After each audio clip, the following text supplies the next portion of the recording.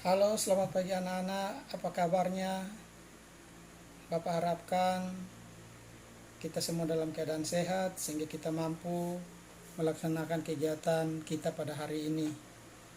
Walaupun saat ini kita sedang dilanda oleh wabah virus corona yang mewabah di hampir seluruh pelosok tanah air kita, tapi yang menjadi pesan saya yaitu kita tetap jaga kesehatan sehingga kita dapat memutus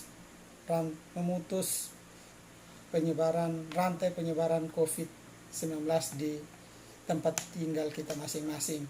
Baik, hari ini kita berjumpa lagi dalam mata pelajaran bahasa Indonesia dengan materi yang akan kita terima pada hari ini, yaitu mengidentifikasi unsur cerita fantasi.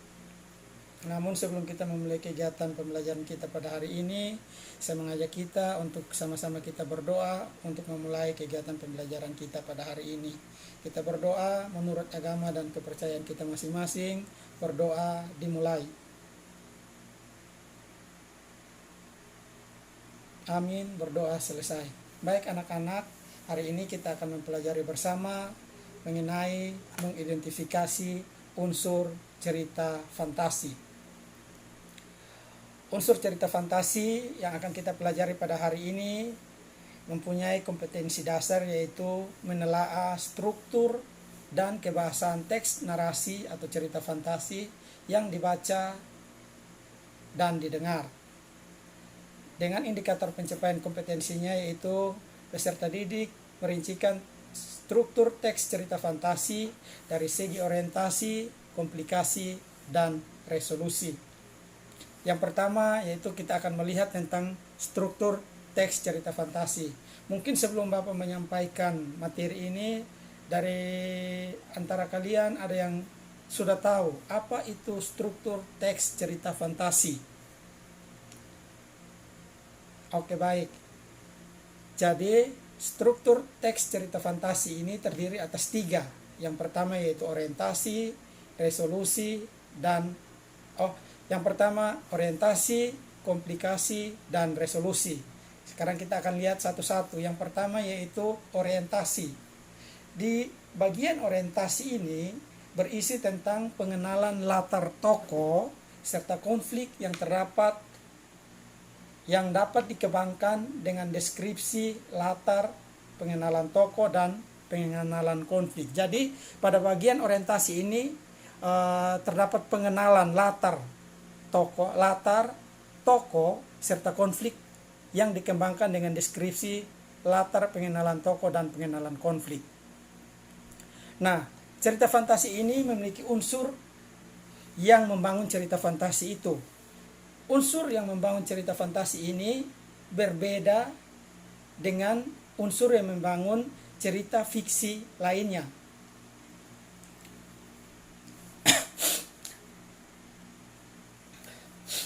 Sekarang kita akan lihat apa itu ciri khas dari cerita fantasi ini. Yang pertama yaitu tema. Tema dalam cerita fantasi adalah ide atau pokok pikiran yang menjadi dasar dari cerita fantasi tersebut. Biasanya dalam cerita fantasi, tema diambil dari daya khayal atau imajinasi atau irisan dunia nyata dan dunia khayal. Yang kedua, yaitu peristiwa. Biasanya peristiwa yang terjadi pada cerita fantasi ini bersifat supranatural, bersifat aneh, ajaib, atau bahkan misterius yang tidak bisa diterima dengan akal sehat kita sebagai manusia. Yang ketiga, yaitu latar. Latar adalah tempat, waktu, dan suasana yang melatar belakangi cerita atau peristiwa yang ada dalam cerita fantasi. Cerita fantasi menggunakan 2 latar. Yang pertama yaitu latar yang bisa kita jumpai dalam kehidupan kita sehari-hari. Misalnya kalau latar tempat ya di rumah, di kamar, di pasar, latar waktu pagi, siang, malam, Kalau yang berikut yaitu latar yang tidak ada dalam kehidupan kita sehari-hari. Artinya latar ini hanya ada dalam dunia khayal, tidak bisa kita jangkau dengan panca indera kita. Itu hanya ada dalam khayalan, tidak nyata atau itu bersifat fiksi. Yang ketiga, ciri yang ketiga yaitu tokoh. Tokoh dalam cerita fantasi memiliki ciri yang unik atau memiliki ciri yang aneh. Dia memiliki kesaktian, dan tokoh ini mengalami peristiwa yang tidak terjadi dalam kehidupan sehari-hari. Misalnya contohnya, yaitu ada tokoh yang bisa terbang, ada tokoh yang tinggal di dalam air, ada tokoh yang bisa berada di dalam api tapi tidak terjadi apa-apa pada dirinya. Pokoknya tokoh ini memiliki kesaktian yang tidak dimiliki oleh manusia secara yang bisa kita lihat dalam kehidupan kita sehari-hari. Itu merupakan ciri dari tokoh yang ada dalam cerita fantasi. Yang berikut yaitu alur. Alur yang ada dalam cerita fantasi ini, rangkaian peristiwanya memiliki sebab akibat. Rangkaian peristiwa yang terjadi dalam cerita fantasi ini menerobos dimensi ruang dan waktu. Yang keenam yaitu cerita. Cerita fantasi ini biasanya bersifat fiktif, bukan kejadian yang nyata.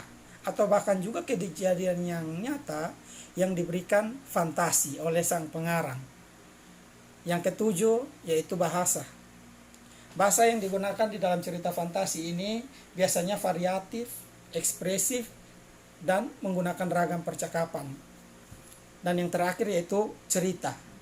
Cerita fantasi ini bersifat fiktif, bukan kejadian yang nyata, atau juga bisa kejadian yang nyata yang diberi fantasi. Baik, kita lihat bagian yang kedua yaitu komplikasi. Pada bagian komplikasi ini berisi tentang hubungan sebab akibat. Munculnya suatu permasalahan sehingga masalah itu memuncak di mana komplikasi tersebut dikembangkan dengan cara pengenalan tokoh lainnya, mengubah latar atau menembus zaman yang berbeda. Itu merupakan bagian komplikasi. Dan yang terakhir yaitu resolusi. Pada bagian resolusi ini berisi tentang penyelesaian masalah. Jadi sudah ada masalah, sudah ada konflik yang terjadi di dalam bagian yang kedua tadi komplikasi. Nah, sekarang pada bagian resolusi berisi tentang penyelesaian masalah dari konflik yang terjadi pada bagian komplikasi tadi. Dan di bagian resolusi tersebut dikembangkan dengan cara lompatan waktu, penggunaan sebab akibat yang unik, serta dikembangkan dengan unsur kejutan. Nah, kita sudah mempelajari tentang struktur teks cerita fantasi. Mungkin setelah mendengar penjelasan Bapak tadi, ada pertanyaan dari anak-anak, silakan di-share pertanyaannya di media WhatsApp. Nanti Bapak akan lihat dan jawab satu persatu. Oke, silakan. Baik, kalau belum ada, mungkin setelah mendengar penjelasan materi yang sudah saya sampaikan tadi, silakan kalian membuka LKS kalian pada halaman 26. Di situ ada contoh teks cerita fantasi dengan judul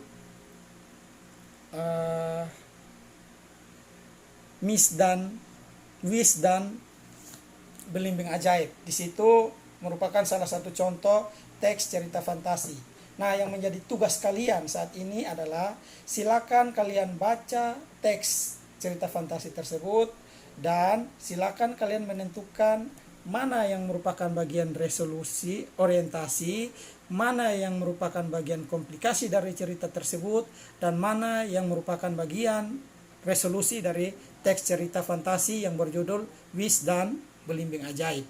Nah, waktunya Bapak berikan 15 menit untuk kalian bisa mengerjakan soal tersebut. Setelah kalian mengerjakan soal tersebut, silakan kirim jawabannya ke WhatsApp grup kelas kalian. Setelah itu Bapak akan memeriksanya dan hasil pekerjaan kalian Bapak akan kirim kembali melalui media yang sama. Baik anak-anak, mungkin pertemuan kita hari ini sampai di sini. Menjadi pesan Bapak, silakan kalian nanti mempersiapkan materi tentang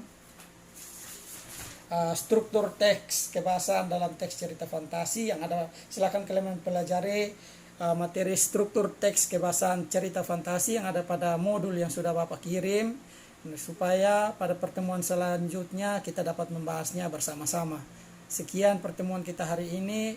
Tetap jaga kesehatan, tetap ikuti protokol kesehatan. Sampai jumpa pada pertemuan selanjutnya. Terima kasih.